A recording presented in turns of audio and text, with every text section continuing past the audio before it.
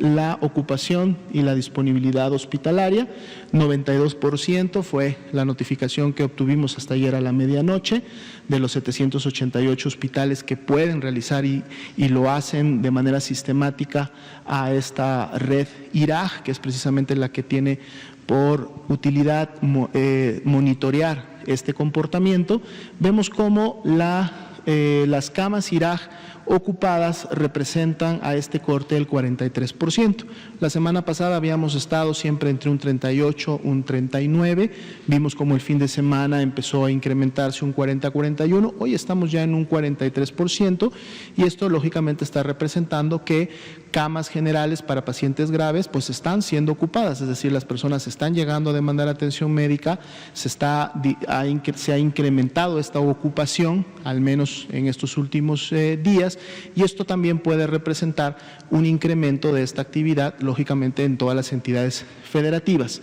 Si nosotros pasamos precisamente a la siguiente diapositiva, en donde vemos esta distribución por entidad federativa, podemos notar cómo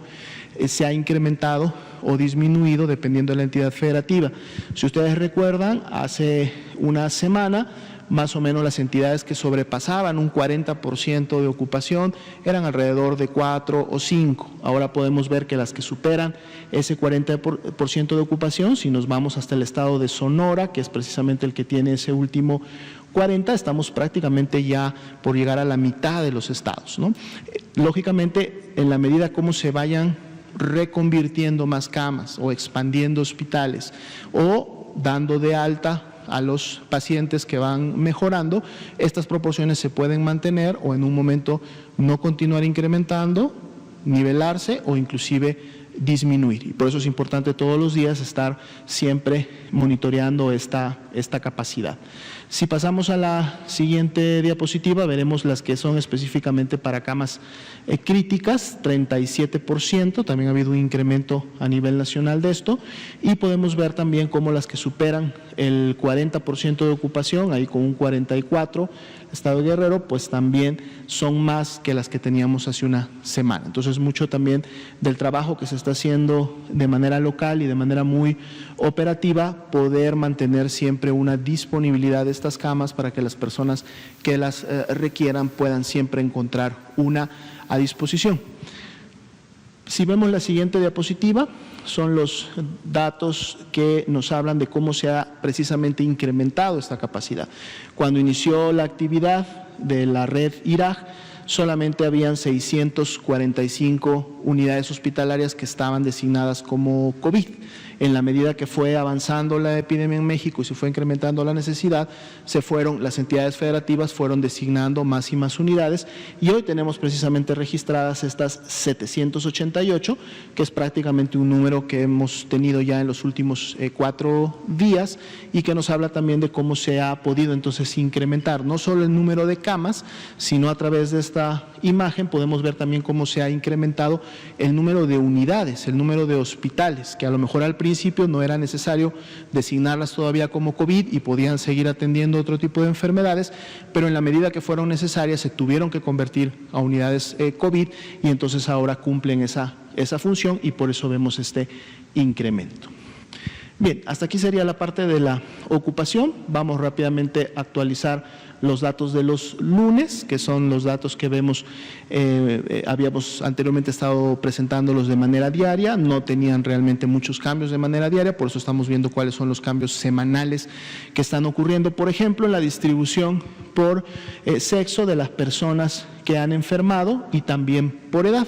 Vemos cómo se mantiene el porcentaje de hombres, 56, desde que inició prácticamente la epidemia siempre estuvo en un 57, en un 58%, eso es un dato que se ha mantenido para efecto de todas las personas que han enfermado. Igual podemos ver en las barras de color azul y color rosa cómo se distribuye por grupo de edad las personas que han estado enfermando de COVID y vemos cómo la mayor concentración de ellas está prácticamente entre los 30 y los 54 años, inclusive pudiéramos ver también el grupo de 59 con una carga importante dentro de esta carga acumulada, recordando que son el total de casos que hasta el momento se han confirmado. Si vemos la siguiente diapositiva, Vamos a ver ahora esta misma distribución, pero ahora solamente de las defunciones, de las 10.167 lamentables defunciones que hasta el momento han ocurrido. Aquí sí vemos cómo hay un incremento de, en este caso, los hombres, son los que más han fallecido a consecuencia de la enfermedad. De ese 56, 57 que comentábamos, aquí sí estamos en un 67 y estos prácticamente son las 2/3 partes de las defunciones fueron hombres. Y vemos también cómo las barras de la edad, porque lo acabamos de ver en la anterior, se nos recorrieron hacia la derecha.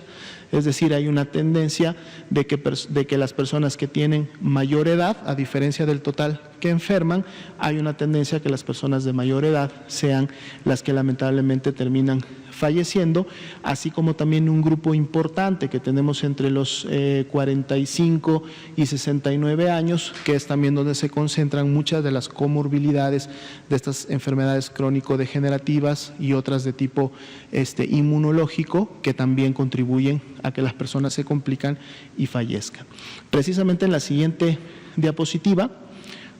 podemos ver cómo se han presentado estas comorbilidades. Siguen estando a la cabeza la hipertensión, la diabetes y la obesidad como las principales que han contribuido a las complicaciones.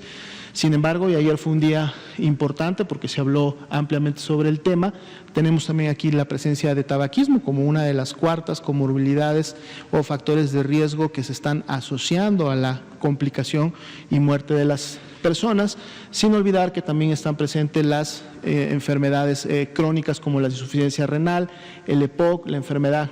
cardiovascular, a lo mejor en una menor proporción, pero también presentes la inmunosupresión, el asma y las enfermedades, específicamente en este caso VIH o SIDA, que son enfermedades que producen una inmunosupresión importante. Con una o más de estas comorbilidades se encontró al 74% de las defunciones, es decir, con al menos una, viendo que también algunas tenían 2 o más de las comorbilidades. Sin embargo, y este es un dato que también lo han estado preguntando en ocasiones anteriores,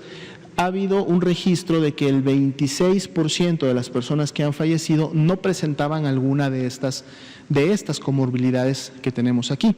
Recordemos que en este 26% todavía faltaría incluir los grupos de edad, recordando que la edad mayor de 60 años también se considera como un factor